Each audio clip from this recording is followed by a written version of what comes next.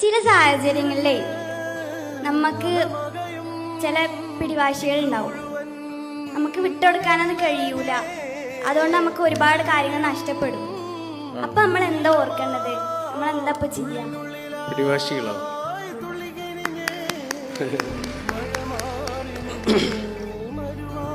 നമ്മളിങ്ങനെ വണ്ടി ഓടിച്ചോണ്ട് പോകുമ്പോഴേ പിറകിൽ വന്നിട്ട് ഒരാളിങ്ങനെ ഓണടിച്ചാൽ നമ്മൾ എന്ത് ചെയ്യും?